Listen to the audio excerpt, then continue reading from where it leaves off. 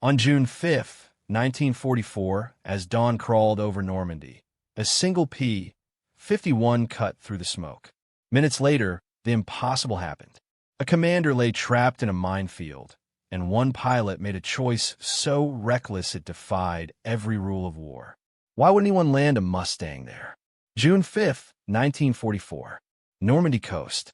The wind slams the P-51's canopy like a fist, and Lieutenant Jack Rourke can't tell if the tremor in his hands is fear or the engine's vibration. Smoke floats low across the fields. The sun is only a pale smear behind the haze. He banks left, tight, hunting for the flash he just saw on the ground. Something's wrong. He feels it before he sees it. A gut pull. A warning. His commander, Major Lewis Harding, should be on his wing. Harding never breaks formation, never vanishes without a call. Yet his radio is dead silent except for the static chewing in Jack's ears. Then the smoke parts. A black scar cuts across a field of churned mud. At the far end lies a wrecked P-51, nose buried, tail snapped, the white star barely visible under dust. Jack's heart spikes. Harding's plane. He drops altitude fast. The airframe rattles. The ground rushes up. He levels just above the hedgerows, scanning the area. Soldiers move in the distance, but they're small, scattered, not close enough to help. Then he spots Harding crawling out from the wreckage, limping, stumbling. And behind Harding, half-buried metal discs glint in the light. A minefield. Jack exhales through clenched teeth. Harding doesn't see the mines. He's moving blind, dragging a twisted leg, leaving a slick line of blood across the dirt. Jack circles again, lower. He tries the radio. Reaper 1. Major Harding, do you read? Nothing. The radio crackles louder, mocking. Something in Harding's crash must have knocked out his set too. Jack presses his forehead to the glass for 1 second. Just one. He can't climb out of a dogfight, only to watch his commander get blown apart by a mine. Harding's the one who pulled him out of his first spin back in 43. The one who told him flying wasn't about guts. It was about control. Precision. Precision. That word digs in. A P-51 isn't meant for this. Its landing gear is narrow, fragile on uneven ground. And a minefield doesn't care about heroics. Step wrong, land wrong, and the whole place might go up. Another pass. Another look. The mines are unevenly placed, some half visible, some hidden under grass. But the crash gouge Harding made carved a partial path through them. A narrow strip, torn up but survivable. Barely. A new sound leaks through Jack's headphones. Low. Rising. Engines. Enemy fighters sweeping along the coast. They'll reach this field in minutes. If Jack doesn't act now, Harding won't survive long enough for infantry to reach him. A micro-hook of panic tightens his ribs.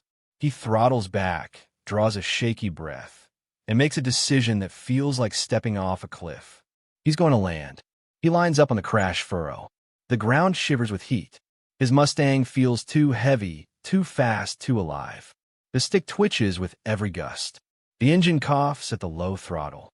The wheels lower with a metallic thud that echoes in his bones. The margin for error is almost nothing. Jack forces the nose up just a hair. The tail swings. The plane skids sideways as the landing gear kisses dirt. A spray of mud blasts upward. The left wheel catches a rut and jolts the whole airframe sideways. Jack grips the stick hard, enough his knuckles crack. For a heartbeat, he thinks he hit a mine. But the earth holds.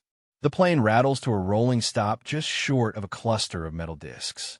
One gleams under his wingtip like an unfriendly eye. His breath releases all at once. He shuts down the engine. The silence is brutal. Too open. Too vulnerable. The distant rumble of enemy fighters grows louder with every second. He swings open the canopy and drops to the ground, boots sinking into mud. The smell of raw earth mixes with engine oil. Sweat crawls down his back. He crouches low, scanning for mines, following the jagged track Harding's crash carved. Jack, a voice croaks ahead. Jack freezes at the sound. Major, don't move. Harding tries to turn, but pain folds him forward. His flight suit is torn open at the thigh where a metal shard has carved a deep wound. Blood pulses through the fabric. Jack steps carefully, placing his boots inside Harding's footprints. It's like walking on glass. Every movement deliberate. Slow. Controlled. Control. Precision. 20 feet to go. 15. Harding watches him with wide, unfocused eyes, jaw tight from pain. Jack reaches him and kneels. "You're bleeding bad," Jack says. Harding forces a smirk. "Figure that out." The humor dies fast. Another low rumble vibrates through the ground. Enemy engines again. Closer now. Jack hooks Harding's arm over his shoulder. "We have to move.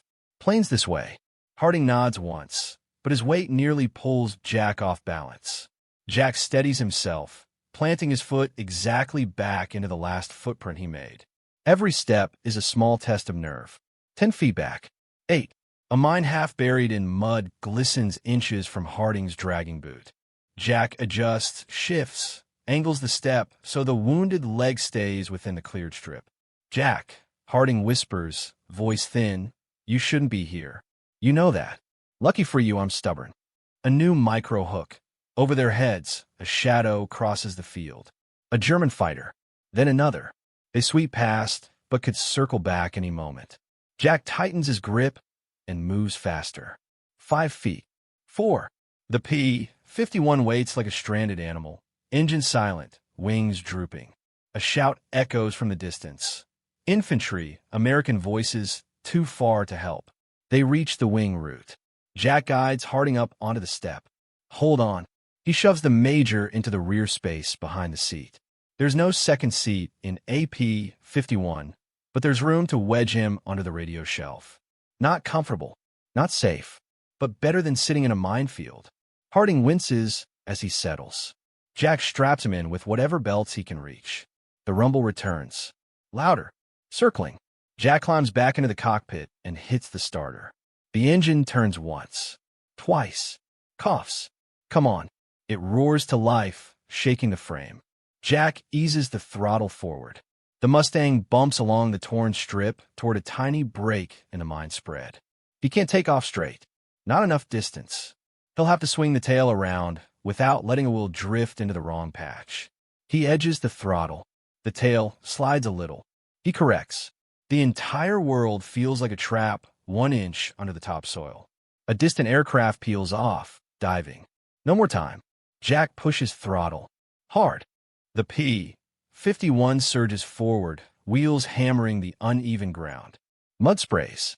A thin line of safe earth stretches ahead like a dare. The plane shakes violently. Jack holds the stick steady as the wheels hit a final rut. The frame jolts. Harding grunts behind him. Then the nose lifts. The ground falls away just as a German fighter streaks overhead, missing them by seconds. Jack yanks the plane into a climbing turn, breath tight, heart pounding. Below, the minefield shrinks into a patch of brown and steel. Beside him, Harding's voice is faint but steady. "Hell of a landing, Lieutenant."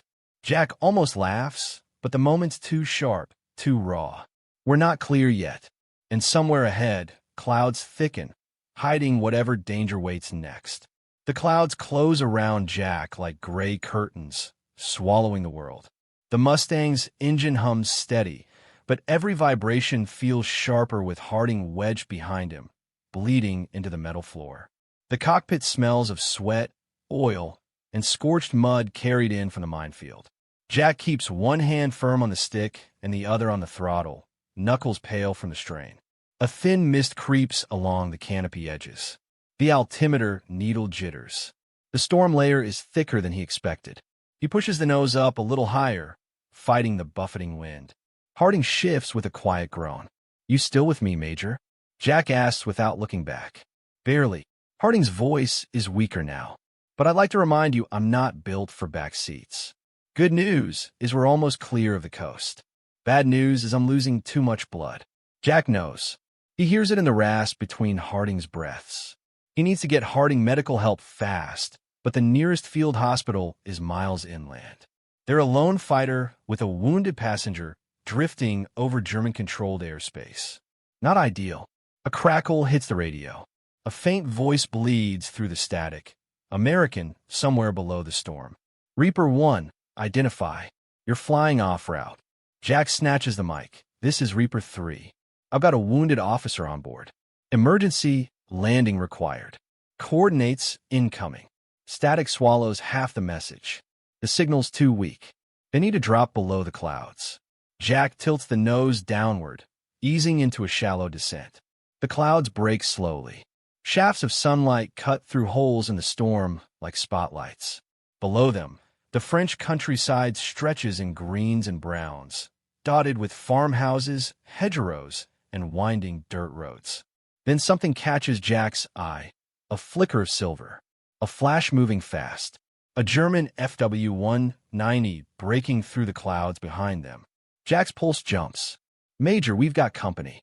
Harding's breath hitches. "How many?" "Just one." "Then don't give him a second." A micro-hook of dread sharpens the moment. Jack banks hard left. The Mustang rolls smoothly, but not as tight as normal. Harding's added weight shifts the balance. Jack feels the difference instantly. Every maneuver will be slower, heavier, riskier. The German fighter closes the gap fast. Sunlight glints off its wings.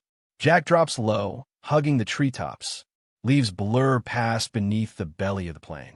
Harding's voice comes low. He'll try to force you into a climb. Don't take the bait. Jack keeps the Mustang level, weaving between rows of poplar trees lining a narrow river. The German follows, sticking to his tail like a hooked barb. The river bends. Jack banks with it, but the extra weight makes the turn wide. A burst of tracers slices past the canopy. Jack flinches, shoving the stick right and diving under a stone bridge. The Mustang skims the surface of the water, spray hitting the underside. The FW-190 pulls up to avoid slamming into the bridge, buying Jack a heartbeat of distance. "Nice flying." Harding murmurs through clenched teeth. "Try to keep you alive, sir." "Try harder." Another micro-hook snaps into place as Jack spots a ridge ahead. If he times it right, he can pull a surprise climb and drag the German into a bad angle. Jack lines it up, approaching fast. He feels the ridge rising, feels the wind shift as it meets the slope. "Hold on." He yanks the stick. The Mustang surges upward, engine howling. The ridge crest bursts into view. Jack noses over, kicking the rudder, flipping into a tight half roll. The world swings. The horizon spins. Harding curses behind him. The German pilot commits to the climb, expecting Jack to run. But Jack drops instead, straight down the other side. The FW-190 overshoots. Jack fires a short burst. The tracers slice past the German's wing, close but not enough. The enemy rolls and dives away to regroup. Jack doesn't chase, not with Harding bleeding out. He presses the throttle and heads west, gaining distance, gaining sky, praying the German doesn't return with friends. Wind scrapes the canopy again. Harding slumps. Jack hears the labored breaths behind him and knows he's nearly out of time. "Major, stay awake." No promises. Jack scans the ground. Fields, broken roads, smoke trails in the far distance from the landing zones of the invasion forces. He spots a small strip of dirt near a cluster of Allied jeeps and tents. A makeshift command post. Probably not meant for fighters, but it's ground, it's friendly, and it's close. He angles toward it. The German fighter doesn't return. Maybe the ridge maneuver shook him off. Maybe he's circling elsewhere. Jack doesn't trust it either way. He keeps weaving as he descends, making it hard for anyone on the ground to predict his approach. As he lines up on the dirt strip, a jeep screeches to a halt below. Soldiers spill out, waving their arms. Jack lowers the gear. The Mustang bounces once, twice, then settles, kicking dust into the air. Jack brakes hard and rolls to a stop. He kills the engine and jumps out. "Medic," he shouts. Two soldiers rush over as Jack pulls Harding from the cramped space. Blood stains Harding's flight suit, dark and wet. His face is pale, eyes half closed. Jack lifts him carefully, feeling the tremor in Harding's body. A medic drops to his knees beside them. "What happened?" "Shrapnel from crash. Heavy blood loss. Needs attention immediately." The medic nods and opens a pouch while Jack steadies Harding's head. A bandage goes around the thigh. Tight, then tighter. Harding groans, eyes fluttering. Jack leans close. "You stay with me, sir." Harding forces a thin smile. Didn't think you'd try to fly fancy tricks with dead weight in the back. You're not dead weight. Harding's smile fades slowly. That German's still on us? Not anymore. Good. Means you're learning. The medic looks up. He needs a surgical unit now. We'll load him into a truck. Jack helps them lift Harding onto a stretcher. The truck engine sputters to life. Jack climbs onto the tailgate long enough to squeeze Harding's hand. I'll be right behind you, he says. Harding doesn't answer. His eyes close, breath shallow. The truck pulls away. Jack watches it for a moment, chest tight, sweat cooling on his neck. The field is calm for now. Too calm. He feels the air shift again. The storm, the enemy fighters, everything closing in at once. A jeep pulls up beside him.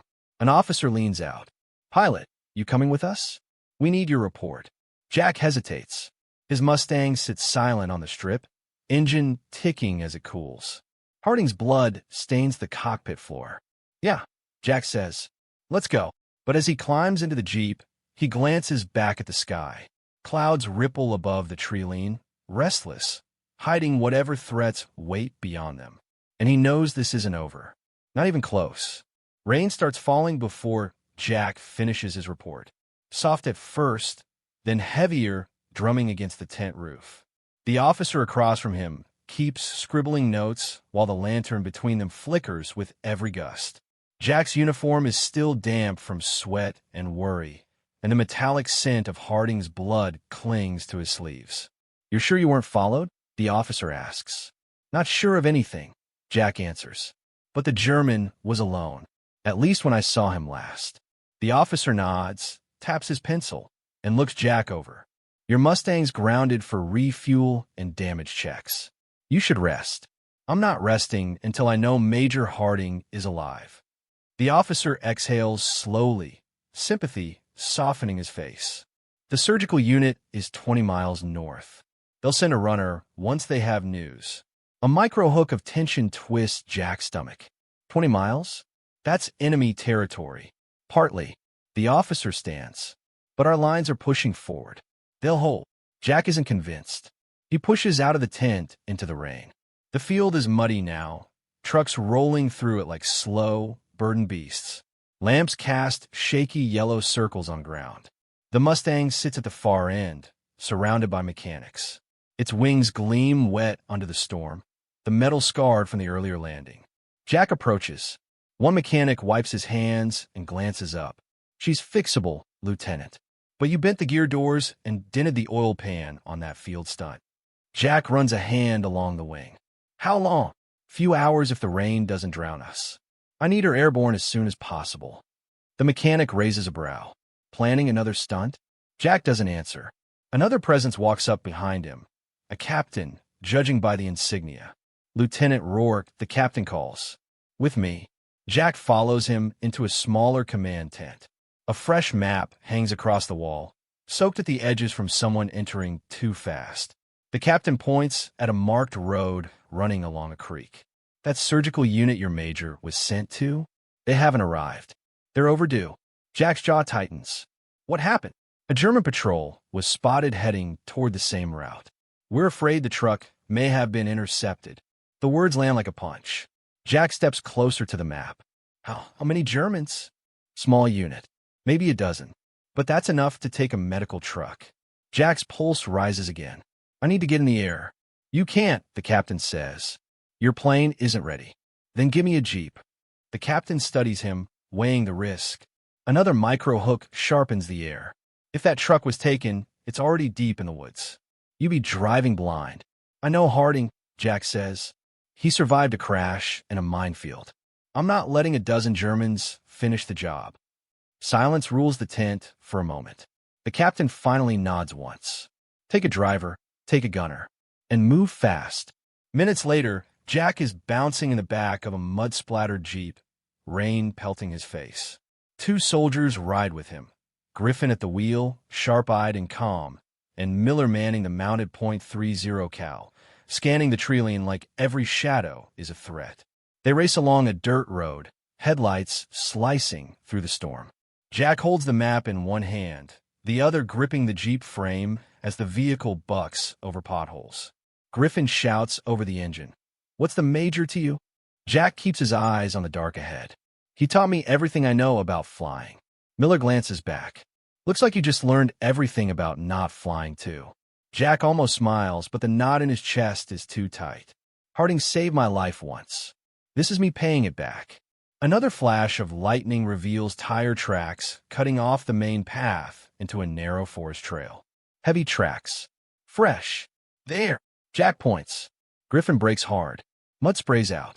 The Jeep fishtails but steadies. They follow the trail into the trees, branches scraping the sides like claws. The engine noise feels too loud. Too exposed. Jack raises a hand. Griffin slows. The forest swallows them in damp silence, except for the patter of rain on leaves. Up ahead, faint voices.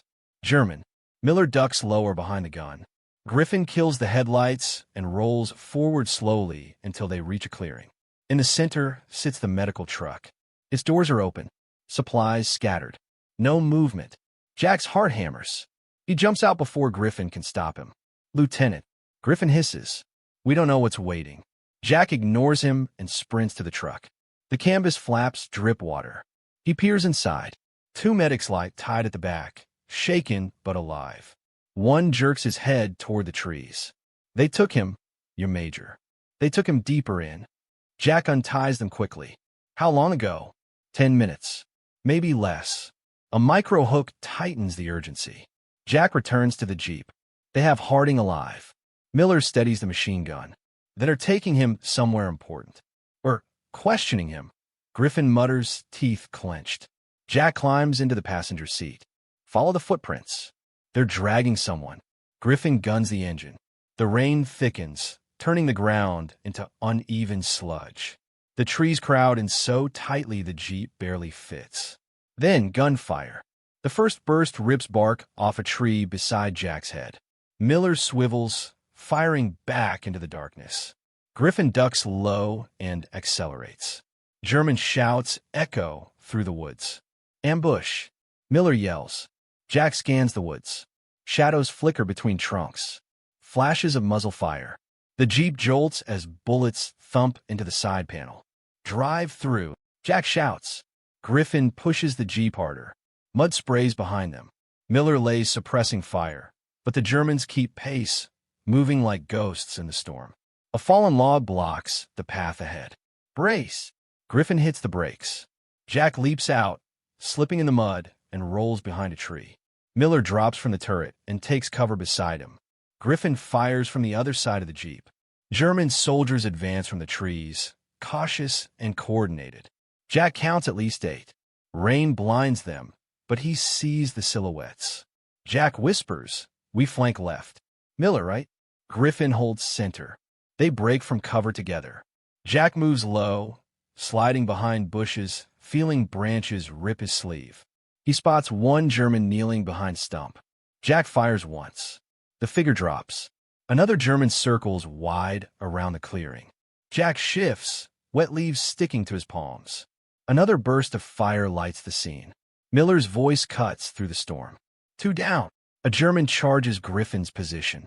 Jack darts forward, tackles him before he reaches the Jeep. They roll through mud, fists striking mud-soaked uniforms. Jack grabs the soldier's rifle and uses the stock to knock him out. 5 left. Miller runs dry and slams a new belt into the gun. Griffin shouts, "They're falling back." But they're not. They're repositioning. A sudden scream pierces the clearing. The medics at the truck. Jack's blood chills. The Germans have circled to their prisoners. Jack sprints toward the truck. A German stands there, gun raised at the frightened medics. Jack fires. The German drops. 1 left. Branches snap behind him. Jack whirls. A German charges with a knife. Jack's rifle jams as he raises it. The soldier slams into him, knocking him onto his back. The blade flashes. Jack grabs the German's wrist, pushing back with all his strength. Mud floods into his mouth. The knife inches closer. A gunshot cracks. The German collapses. Miller lowers his pistol, breathing hard. Thought you could use a hand.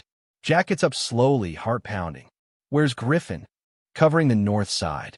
Jack wipes rain from his face. We move now. They dragged Harding deeper in. We're close. The medics confirm it. Harding was conscious when the Germans took him. He tried to fight them. Jack absorbs that like a punch. He grabs a discarded German flashlight, flicks it on, and aims it into the dark trail ahead. "We finished this," Jack says, and he steps into the forest, deeper into the storm, following the footprints of the man he refuses to lose. The footprints fade as the forest thickens. Branches hang low, dripping steady lines of rain that tap Jack's helmet like a slow clock counting down. Griffin takes point with a flashlight held low, sweeping over the mud. Miller watches their rear, rifle raised, scanning every shadow. Jack stays between them, blood pounding in his ears. The air grows colder. The storm dulls into a mist that hides everything beyond a few paces. Jack tightens his grip on the rifle until his hand aches. The forest feels wrong. Too quiet. Too expectant. A broken branch catches Griffin's light. Then another. Signs of a dragged body. Jack leans close. "This is fresh." Then they're close, Griffin murmurs. A micro hook of dread tightens in Jack's stomach. He pushes forward faster, forcing himself to stay controlled, one careful step at a time. The trees open into a clearing shaped like an uneven bowl of rock and mud. A campfire smolders at the center, rain hissing against the embers. 3 German soldiers stand near the flames. One kneels beside a wounded prisoner. Jack sees the flight suit, the torn fabric, the blood. Harding. His hands are bound, his breathing shallow, his head bowed. All 3 Germans carry rifles slung across their chests. They're talking quietly, unaware of the Americans slipping along the tree line. Jack motions for Griffin and Miller to spread out. The rain masks the sound of their movement. Jack creeps closer, hugging the trunk of a thick oak. His breath clouds the air. He steadies it. He counts the rhythm of the Germans' voices, timing each shift in their posture. He sees Harding stir, a faint movement, enough to let Jack know he's still fighting. Jack gives the signal. Griffin fires first. A clean shot that drops the nearest German before he turns his head. Miller fires next, hitting the second in the shoulder, spinning him away from Harding. The 3rd soldier dives behind a tree, firing blindly. Jack rushes toward Harding, sliding across the slick mud, bullets snapping overhead. He reaches the major and cuts the bindings with trembling hands. Harding's eyes flutter open. "Took you long enough." Jack breathes out hard. "You're a terrible patient. I wasn't exactly comfortable." The 3rd German fires again, closer now. Griffin returns fire, but misses as the soldier ducks behind the trunk. Jack hauls Harding upright, dragging him toward the rocks for cover. Harding groans, teeth clenched against the pain. Miller shouts, he's circling right. Jack pushes Harding behind a fallen log and turns. The German bursts out from behind the tree, rifle raised, charging straight for them. Jack fires first. The shot echoes through the clearing, swallowed quickly by the damp air. The German falls forward into the mud and lies still. Silence returns, heavy and complete. The smoldering fire sputters in the rain. Jack kneels beside Harding, steadying him. "We need to move. Can you stand?" "Move, yes." "Stand, questionable." Griffin and Miller sprint over, breathing hard, soaked through. Griffin's eyes dart across the clearing. "More could be around. We can't stay here." Jack slips Harding's arm over his shoulder. "Help me lift him." They raise him gently. Harding winces, but doesn't protest. He's cold, shaking, drained, but conscious. Jack keeps him close as they push back into the forest, retracing the trail. The storm gives them cover.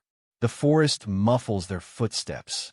Every snapped twig feels too loud, but no voices follow. No pursuit rises behind them. Still, Jack can't shake the sense of danger clinging to their backs. They reach the dirt road where the Jeep waits, engine still warm. Jack helps Harding into the back seat as carefully as he can. Harding grips Jack's jacket weakly. "You need to stop rescuing me," Harding mutters. "It's becoming a habit." Jack almost laughs. "You keep getting captured. That's the real problem." Griffin jumps behind the wheel and floors the gas.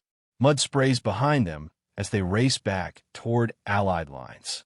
Miller keeps the gun pointed at the tree lean until the forest is nothing but a dark smear in the mirror.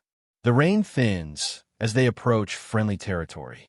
Lanterns glow ahead, marking the edge of the command post. Soldiers rush out as the jeep skids to a stop. Medics swarm Harding immediately. Jack follows them into the tent, hovering as they work. The tension won't leave his chest. Not until Harding is safe. Not until he hears words he trusts. One medic checks Harding's pulse, his breathing, the stitched bandage on his thigh. Then he looks up. He's stable. Jack lets out a slow breath. Relief hits with the weight of a landing gear slamming on his solid ground. Harding reaches for him weakly. Jack takes his hand.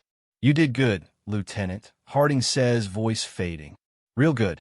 Jack squeezes back. "Just returning the favor." Harding smiles once before exhaustion pulls him under. Medics lift him onto a stretcher and carry him deeper into the surgery tent. Jack steps out into the clearing air. The rain has stopped. The clouds break apart, letting a thin line of moonlight spill across the camp. The Mustang sits at the far end of the field, patched and ready, its polished skin reflecting the light. Miller walks up beside him. "So what now?" Jack looks at the sky. "War's not done. Neither are we." Griffin nods toward the Mustang. "You flying again?" Jack rests a hand on the cold metal of the nearest jeep. "Yeah, but not until Harding wakes up." He watches the medics moving inside the tent. Sees shapes and shadows, steady hands, calm voices. For the first time since the Minefield, he lets himself breathe freely. The night settles around him, quiet and watchful. And Jack stays there, standing guard, until the first hint of dawn touches the horizon.